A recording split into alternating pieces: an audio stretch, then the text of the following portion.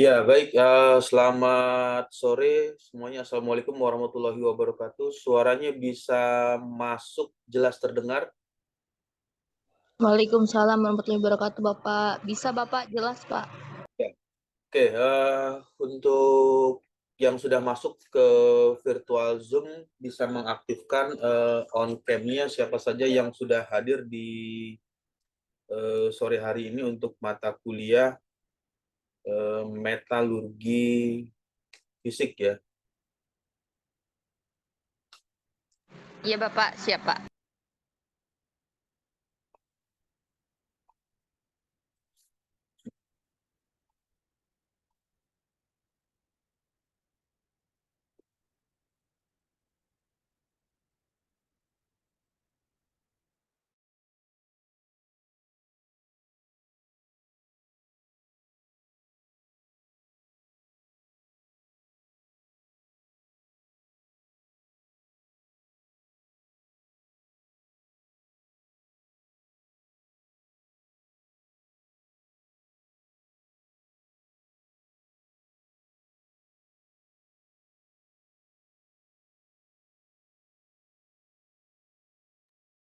Ya, untuk tampilan share screen di layarnya sudah bisa terlihat.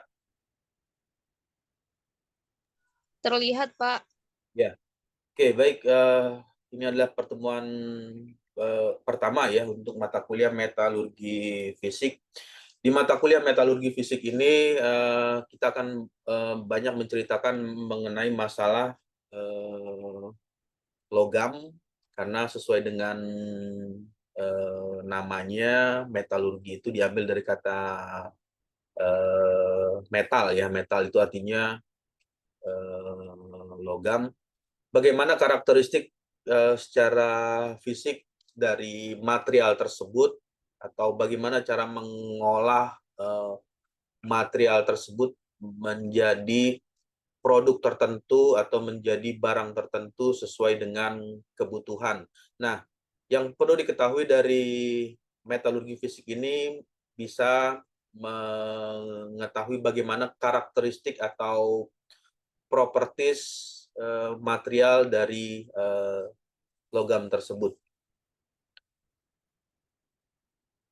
Untuk suaranya bisa jelas stabil terdengar ya. Iya, Pak. Jelas, Pak. Ya, oke, baik. Yang berikutnya adalah eh, di bagian selanjutnya ini merupakan bagian ya atau URL yang nantinya bisa juga dipergunakan untuk mencari berbagai macam artikel yang berhubungan dengan mata kuliah metalurgi. Nanti bisa diklik di bagian atau diketik di komputer atau di jaringan akses yang ada internetnya untuk mencari berbagai macam sumber atau buku atau artikel yang berhubungan dengan metalurgi. Nah, untuk proses penilaian ada beberapa bagian di untuk mata kuliah metalurgi fisik ini. Yang pertama adalah absen sekitar 10% totalnya. Tugas nanti ada tugas mandiri atau tugas individu dan nanti dikerjakan untuk tugasnya.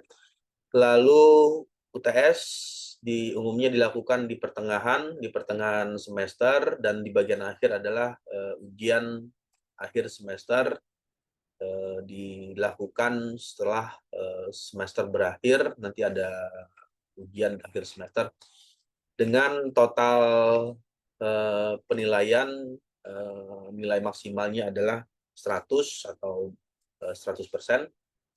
Ya, langsung masuk ke materi ya. Di bagian ini tampilan share screen-nya bisa jelas terlihat ya.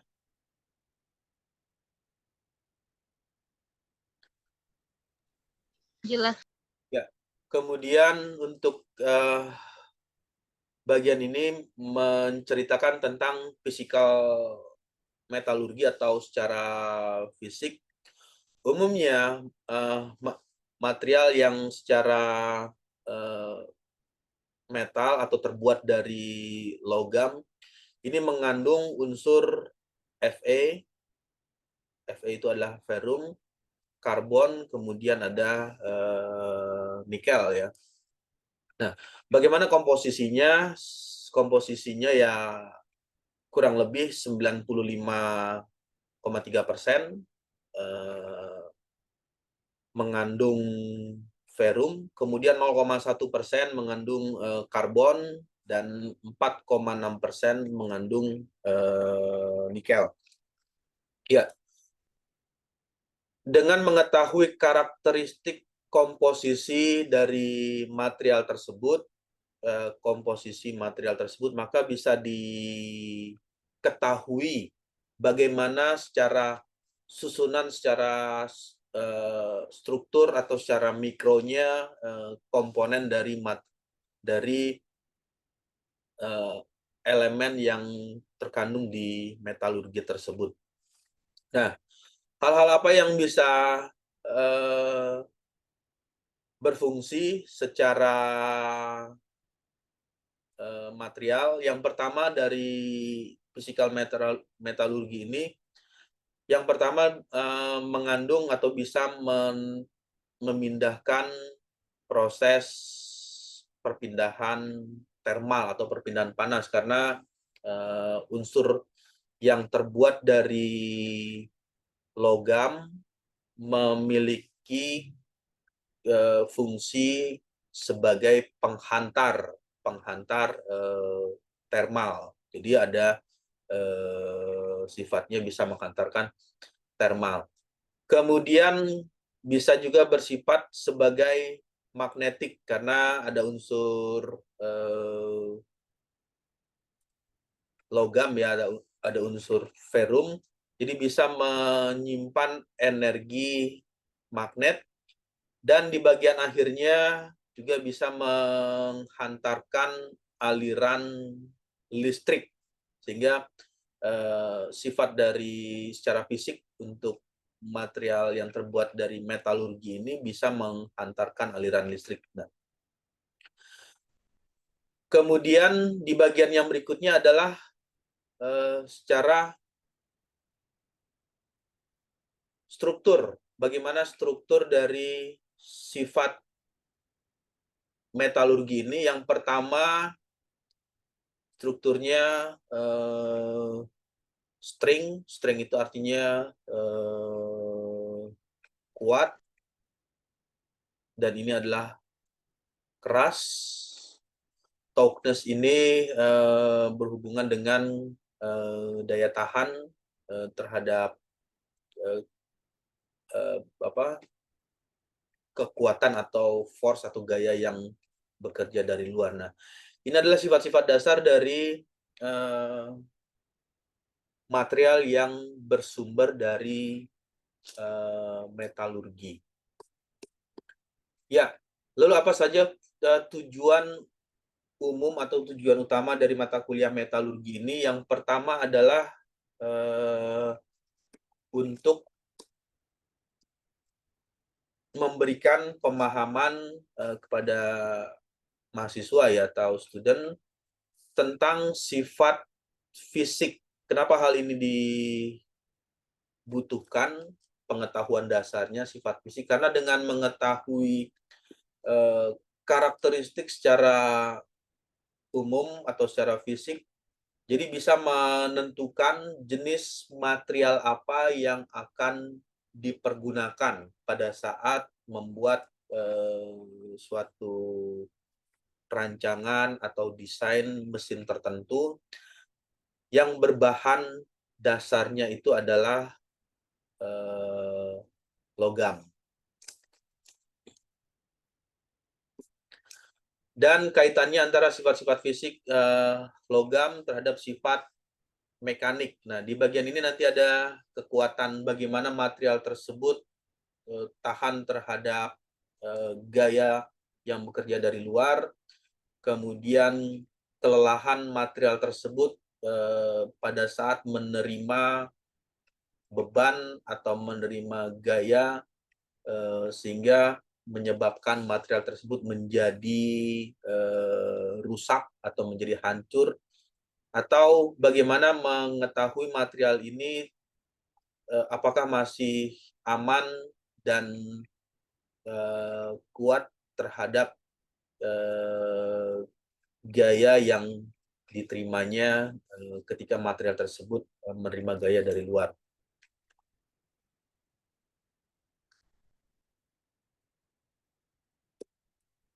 Ya, sebagai bagian awal introduction atau pendahuluan mengenai metalurgi ini, untuk metalurgi fisik, sifat-sifatnya dari material yang pertama itu adalah mengetahui secara fisik. Fisik itu artinya secara nyata ya, atau secara langsung dilihat wujudnya, bentuknya seperti apa secara fisik untuk material tersebut. Kemudian sifat mekanik, mekanik ini nanti ada hubungan dengan kekuatan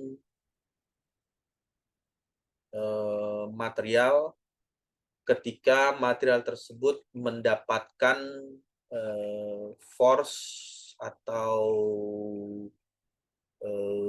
gaya dari luar material. Jadi gaya dari di luar dari material tersebut.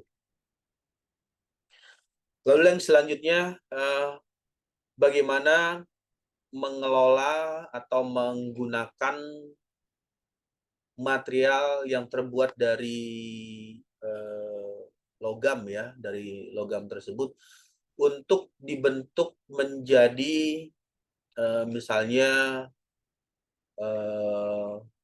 roda gigi atau menjadi baut atau menjadi poros dan lain sebagainya. Nah, ini adalah ilmu-ilmu dasar yang dibutuhkan bagaimana membentuk atau mengolah material tersebut menjadi objek atau benda yang ingin dibuat. Dengan kondisinya itu harus dimanufacturing, bagaimana proses pembuatan dari material tersebut menjadi benda-benda yang dibutuhkan. Ya, di bagian ini ada material. Material ini adalah sesuatu yang disusun atau dibuat, jadi nanti bisa membedakan ya apa yang dimaksud dengan metalurgi, kemudian apa yang dimaksud dengan material. Untuk metalurgi bersumber dari unsur metal atau logam, sedangkan material bisa saja unsurnya itu tidak bersumber dari logam, bisa saja berasal dari karet atau dari kayu atau dari keramik. Itu adalah nggak kelihatan gue ini. Tapi udah dicolok itu. Ambil. Yang bersumber dari non logam ya. Nah, di bagian ini menceritakan hal seperti itu. Ada material digunakan untuk tidak hanya untuk keperluan tertentu, tetapi bisa juga ada yang bisa dijadikan sebagai sumber makanan ya, seperti material untuk penggunaan keperluan makan, itu adalah material yang bisa dijadikan sumber bahan. Nah, ilmu material atau bahan merupakan pengetahuan dasar tentang struktur. Jadi ada bagaimana bentuk struktur dari material tersebut, sifat dan pengolahan bahan. Jadi poin yang membedakan antara metalurgi dengan material. Kalau metalurgi berasal dari logam, kemudian untuk material ini berasal dari non-logam. Ya, nah kembali lagi ke karakteristik metalurgi secara fisik. Ini contohnya adalah logam ya. Logam secara fisik memiliki kekuatan yang cukup kuat jika dibandingkan dengan misalnya plastik atau karet atau kayu. Selain kuat, material ini cukup ulet. Ulet itu artinya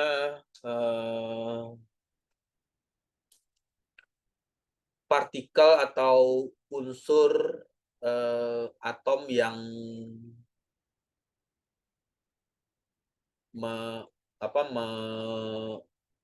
yang terdiri dari logam tersebut, yang mengandung logam tersebut, hubungan antara atom 1 dengan atom 2 atau ikatan antara partikelnya cukup kuat sehingga sangat sulit atau membutuhkan effort atau usaha yang besar untuk bisa mematahkan atau merusak dari unsur logam tersebut. Kemudian sifatnya mudah juga untuk dibentuk. Nah, ini adalah sifat dari logam, mudah dibentuk dan bersifat penghantar panas serta listrik yang cukup baik. Ya, lalu apa bedanya dengan material non-logam? Untuk material non-logam contohnya adalah keramik. Keramik keras, tidak lembut ya, materialnya keras, tetapi yang membedakan adalah mudah sekali untuk pecah atau getas. Jadi kalau diartikan getas itu mudah pecah ya, atau mudah pecah atau mudah retak. Ini adalah yang dimaksud dengan getas. Nah, beda halnya dengan logam. Misalnya koin logam atau uang logam. Jadi misal kalau uang logam atau koin logam dilempar atau dijatuhkan dari ketinggian 10 meter, maka koin logam itu tidak mudah pecah atau tidak mudah retak ya. Beda halnya dengan keramik. Kalau keramik misalkan dijatuhkan dari ketinggian 10 meter atau dari 1 meter ketinggian di atas permukaan tanah, maka keramik tersebut akan mudah pecah atau mudah retak. Nah, itulah yang membedakan antara logam dengan keramik. Lalu secara penghantar, untuk penghantar panas dan penghantar listrik, keramik ini memiliki sifat yang lebih buruk atau tidak bagus atau bisa dikatakan isolator, yaitu tidak baik menghantarkan energi panas atau energi listrik. Jadi sifatnya adalah isolator. Ya, yang berikutnya adalah polimer. Jadi pada saat pernah mendengar ada kata polimer, apa yang membedakan dengan material yang terbuat dari metal atau logam? Untuk polimer, kerapatannya secara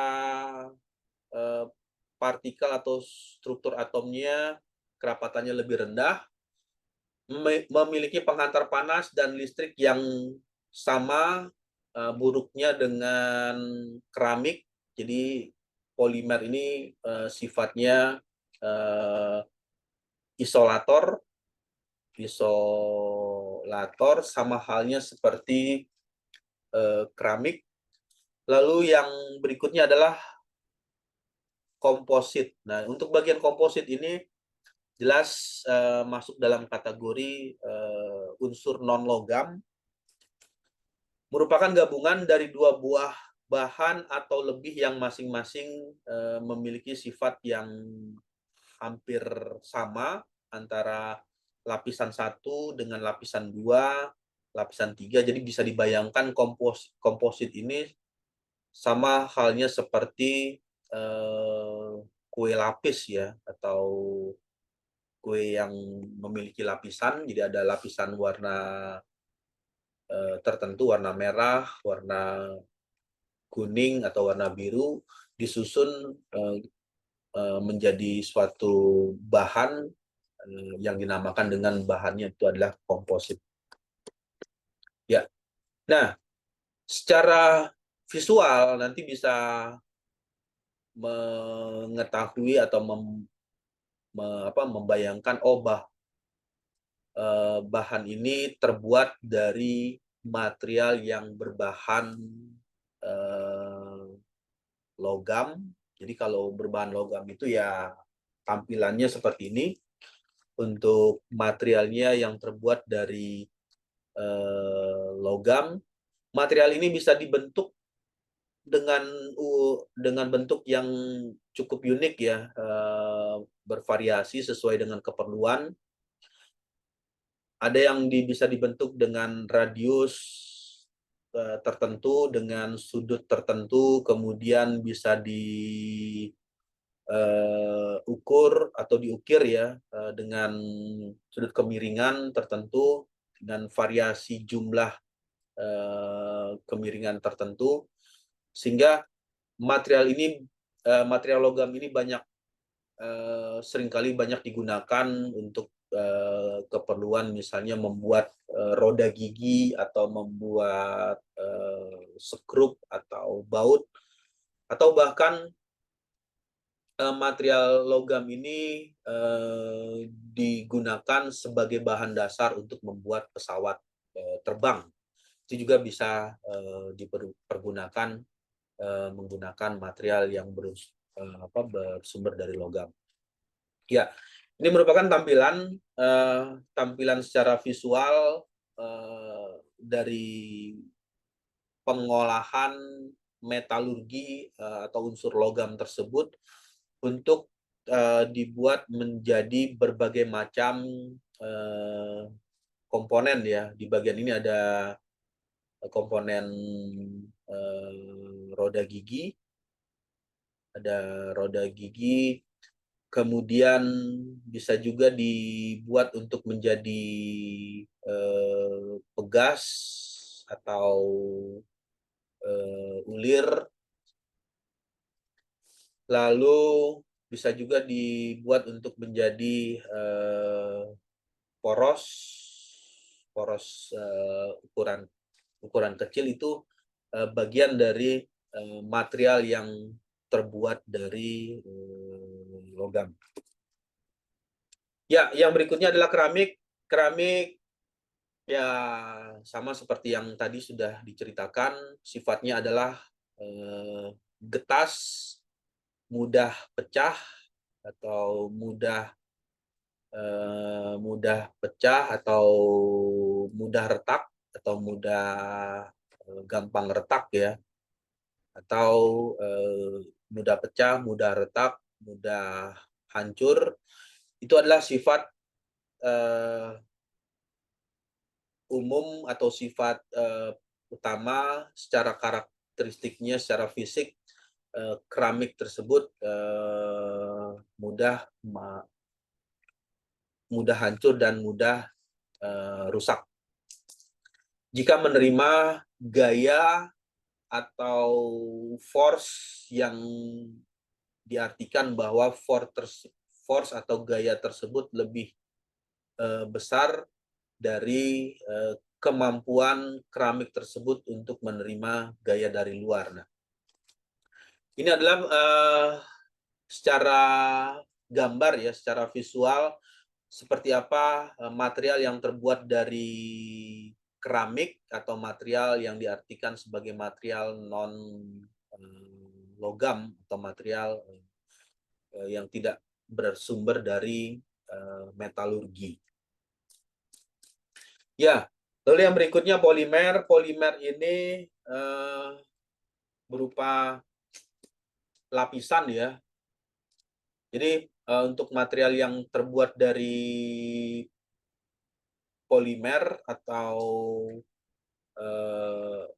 lapisan sifatnya hampir sama dengan material yang tadi, material yang terbuat dari keramik, karena mempunyai atau memiliki kesamaan sebagai penghantar panas dan listrik yang kurang baik ketika material tersebut berbahan polimer.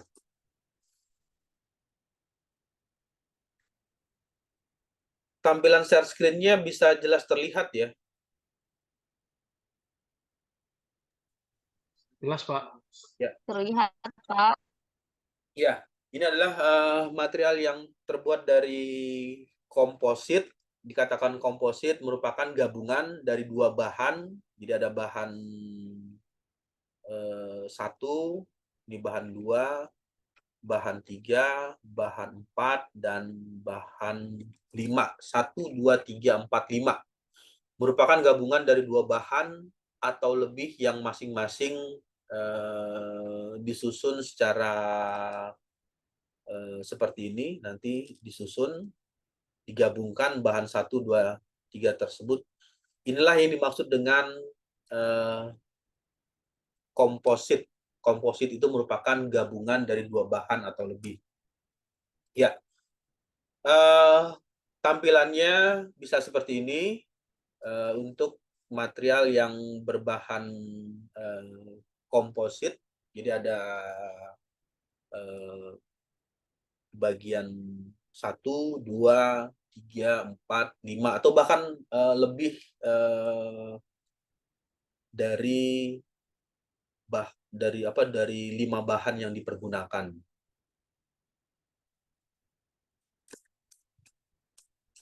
Ya, lalu bagaimana mengetahui ketika material tersebut mengalami kerusakan atau material tersebut mengalami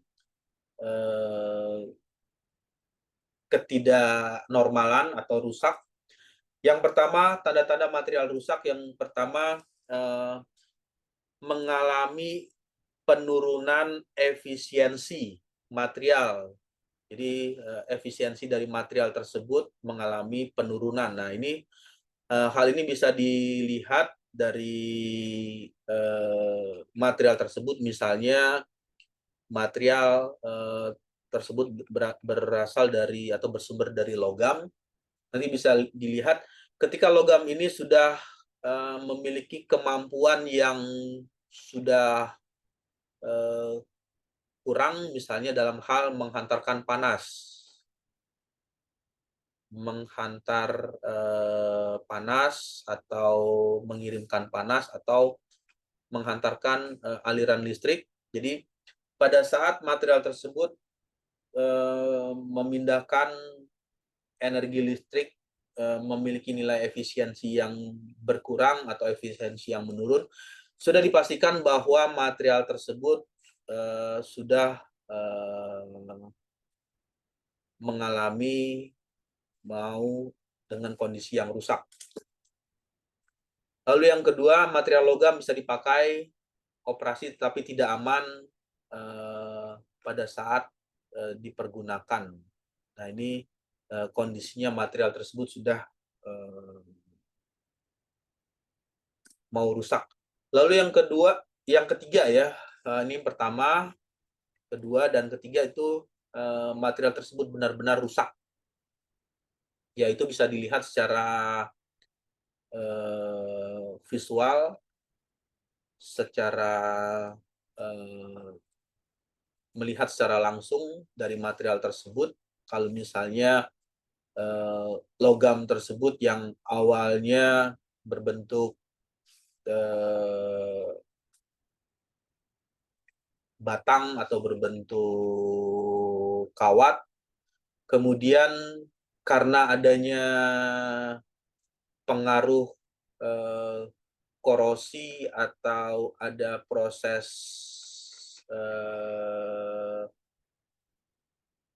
oksidasi dengan oksigen sehingga menyebabkan timbulnya karat atau material tersebut berubah fungsi, maka material tersebut masuk dalam kategori sudah rusak.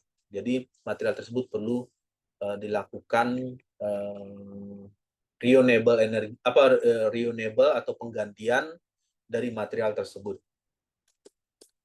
Nah, hal-hal apa saja yang menyebabkan material tersebut bisa rusak? Yang pertama adalah salah desain. Ini perlu diketahui.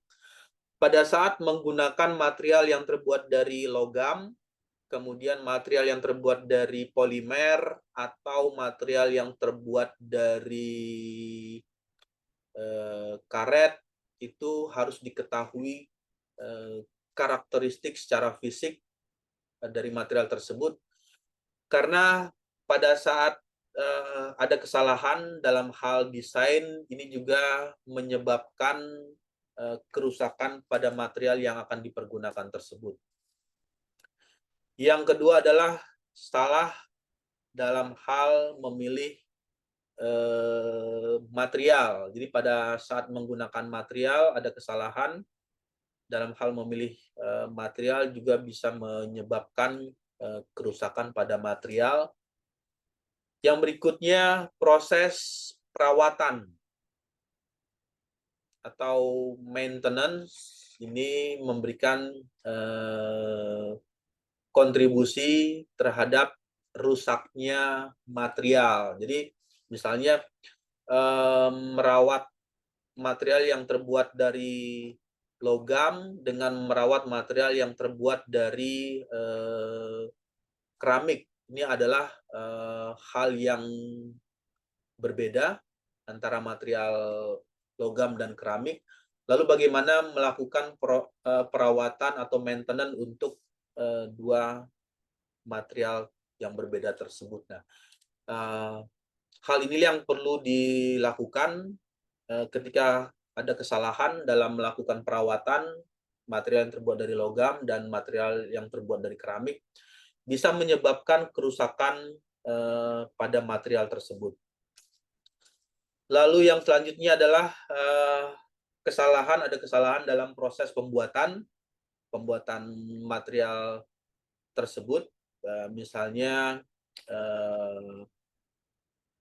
karena material ini terbuat atau bersumber dari unsur logam, lalu ketika dibentuk atau dicairkan, logam tersebut tidak berada pada posisi titik leleh ya, atau titik cair. Nah, hal inilah yang menyebabkan ketika material tersebut dibentuk pada bagian pembentukan tertentu, sehingga material tersebut mengalami kerusakan. Jadi kerusakan juga bisa bersumber dari salah pada saat melakukan manufacturing. Yang selanjutnya, kerusakan juga bisa ditimbulkan pada saat proses delivery atau proses pengiriman barang. Hal ini seringkali terjadi ya, misalnya mengirimkan barang dari kota A ke kota B dengan jarak misalnya sampai jarak 100 km. Lalu material yang dikirimkan terbuat dari keramik, terbuat dari material keramik, sehingga perlakuan yang harus diberikan ketika material tersebut dipindahkan dari kota A ke kota B, maka harus memastikan bahwa kondisi material tersebut cukup aman atau safety ya, tidak mengalami pecah atau rusak atau hancur pada saat dilakukan pengiriman. Nah, inilah penyebab bagian dari yang menyebabkan kerusakan material tersebut. Lalu yang selanjutnya adalah salah pemasangan. Salah pemasangan ini bisa saja terjadi pada saat memasang sekrup ya, atau baut. Sekrup atau baut tidak sesuai dengan ukuran. Tidak sesuai dengan ukuran atau tidak sesuai dengan pasangannya. Jadi pada saat memasangkan antara lubang satu dengan skrup yang lainnya tidak sesuai ukuran, sehingga ada bagian yang terkikis atau bagian yang tergores yang menyebabkan material tersebut menjadi mengalami kerusakan. Ya, yang berikutnya adalah salah dalam hal melakukan kondisi operasi atau salah menggunakan penggunaan material tersebut juga bisa menyebabkan material mengalami kerusakan. Nah, di bagian selanjutnya apa saja yang menjadi modus atau menjadi model material tersebut mengalami kerusakan. Yang pertama bisa ditimbulkan oleh adanya korosi. Apa ini maksud dengan korosi? Korosi ini ditimbulkan karena pengikisan suatu material yang terbuat dari logam oleh kondisi lingkungan. Itu adalah ditimbulkan adanya korosi. Kemudian fatigue. Kira-kira ada yang tahu apa ini maksud dengan fatigue? Ya, fatigue itu merupakan kondisi ketika material, misalkan ini ada ilustrasi ya, di bagian ini diilustrasikan ada material katakanlah plat, kemudian plat ini di bagian tengah ini, di bagian pertengahan plat ini ditekuk sehingga materialnya berubah, yang awalnya tegak lurus berubah menjadi lekukan ya. Nah, kemudian setelah material tersebut ditekuk menjadi misalnya 60 derajat, kemudian material ini dikembalikan ke posisi semula. Ini adalah posisi semula, posisi A, dan ini adalah posisi B. Nah, perubahan antara posisi A ke posisi B, dari posisi B ke posisi A kembali secara berulang, inilah yang menyebabkan material tersebut bisa menjadi fatigue. Fatigue itu artinya lama-lama berubah menjadi patah yang terjadi di daerah yang mengalami lekukan atau mengalami lekukan sehingga menyebabkan material tersebut menjadi fatigue atau patah. Selanjutnya, material yang disebabkan karena adanya friksi atau gesekan, bergesekan dengan material yang lain, menyebabkan menimbulkan panas sehingga menimbulkan adanya aus atau perubahan struktur secara mikro untuk material logam tersebut.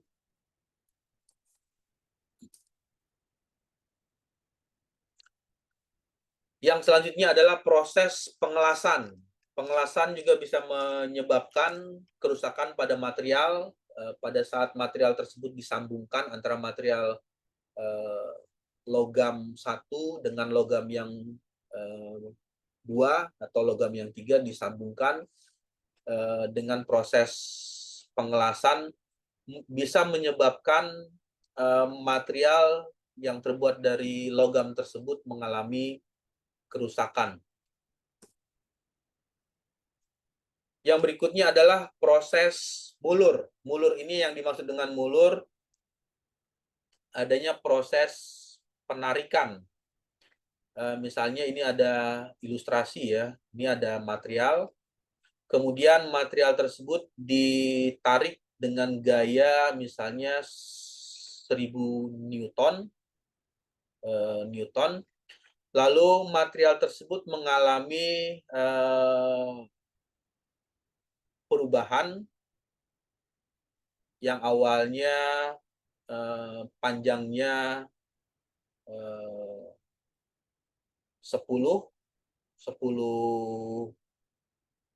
cm berubah menjadi misalnya 2 kali lipat ya, 20 cm. Nah, ini adalah proses terjadinya mulur. Mulur itu artinya pelebaran atau perluasan atau perpanjangan dari material tersebut dari kondisi pertama, kondisi A, menjadi kondisi B yang awalnya panjangnya 10 cm berubah menjadi 20 cm. Di bagian selanjutnya yang menyebabkan kerusakan material adalah kondisi impact. Impact ini apa yang dimaksud dengan impact? Impact itu adalah tekanan, tidak ada tekanan atau adanya force gaya dari luar material tersebut sehingga menyebabkan material tersebut menjadi rusak.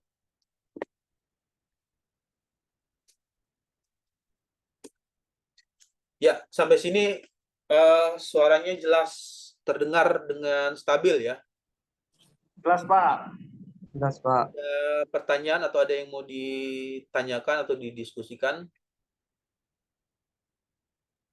Ya, kalau tidak ada, saya akan masuk ke materi selanjutnya untuk slide presentasinya. Nah, kita akan cerita tentang masalah korosi ya. Untuk masalah korosi ini masalah yang ditimbulkan atau diakibatkan oleh proses perusakan logam akibat interaksi dengan lingkungan. Bagaimana lingkungan memberikan korosi terhadap material? Yang pertama adalah karena adanya O2 atau oksigen. Oksigen ini bisa menyebabkan sifat atau menjadikan korosi pada material yang terbuat dari logam. Karena sifat dari O2 atau oksigen ini sifatnya adalah oksidator yang bisa mengoksidasi material logam menjadi berubah menjadi karat.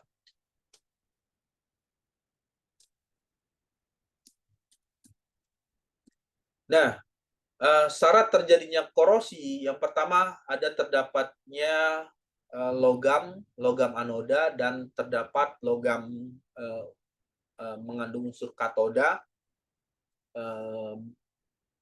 bisa menyebabkan adanya korosi.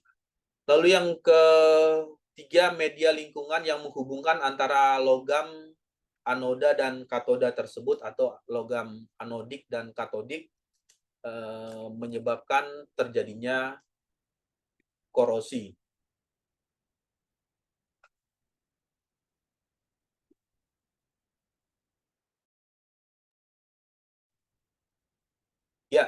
ini merupakan hal-hal yang menyebabkan kerusakan material logam yang ditimbulkan dari material tersebut bisa menyebabkan terjadinya korosi pada logam tersebut.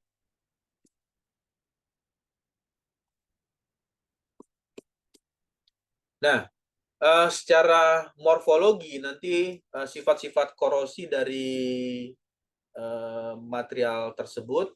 Yang pertama ada korosi yang diartikan sebagai uniform corrosion. Uniform corrosion ini nanti bisa dipahami bahwa material yang terjadi secara korosi ini secara merata. Jadi ada misalnya ada logam, kemudian logam tersebut di sekeliling logam atau di seluruh permukaan logam tersebut mengalami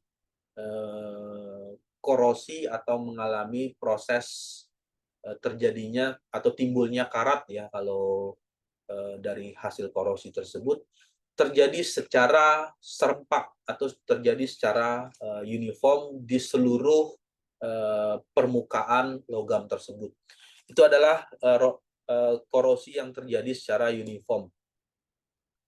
Kemudian ada korosi yang secara galvanik dan korosi yang selanjutnya adalah korosi yang secara corrosion atau korosi celah. Di bagian-bagian tertentu ada terjadinya korosi, kemudian di bagian yang lain tidak terjadi secara korosi. Lalu yang selanjutnya korosi batas butir. Jadi ada bagian batas butir atau partikel tertentu yang mengalami korosi, tetapi di bagian partikel tertentu yang lainnya tidak mengalami korosi. Ya, ini nanti bisa dibaca ya di buku e-book macam-macam korosi. Nanti ya ketik aja atau dicari saja di e-book yang sudah dikirimkan. Ada macam-macam jenis korosi berdasarkan morfologinya. Oke, baik. Mungkin saya rasa cukup untuk pertemuan hari ini di mata kuliah metalurgi fisik sebagai bahan belajar atau membaca atau membuka materi dari sumber yang lain atau dari e-book. Nanti bisa mengerjakan tugas individu atau tugas mandiri ya, ditulis tangan, nanti dikumpulkan sebelum tanggal 27 Februari 2024, di-upload di Google Classroom. Yang pertama, apa yang dimaksud dengan metalurgi fisik? Tadi sudah dibahas atau diceritakan ya, metalurgi itu seperti apa, karena ada unsur material yang terbuat dari non-logam, kemudian ada material yang terbuat dari logam. Nah, yang menjadi pertanyaan, apa yang dimaksud dengan metalurgi fisik? Selanjutnya, jelaskan perbedaan antara metalurgi fisik dan metalurgi mekanik. Apa yang membedakan antara fisik dan mekaniknya? Kemudian, struktur mikrologam menjadi penting dalam metalurgi fisik. Kenapa hal ini diperlukan atau mengapa struktur mikrologam menjadi hal yang penting di dalam metalurgi fisik? Keempat, sebutkan beberapa teknik analisis yang digunakan dalam metalurgi fisik tersebut. Terakhir, bagaimana penggunaan metalurgi fisik atau penggunaan material yang terbuat dari unsur logam dalam industri yang digunakan itu adalah industri otomotif. Apa saja yang dipergunakan, apa saja yang pernah diketahui atau tahu mengenai unsur-unsur material yang terbuat dari logam yang dipergunakan di dunia industri otomotif. Ya, oke, baik. Mungkin saya rasa cukup untuk mata kuliah metalurgi fisik. Karena ini adalah mata kuliah pengantar, mata kuliah pendahuluan untuk memahami dari metalurgi atau sifat-sifat secara fisik material yang terbuat dari logam. Ya, oke, baik. Mungkin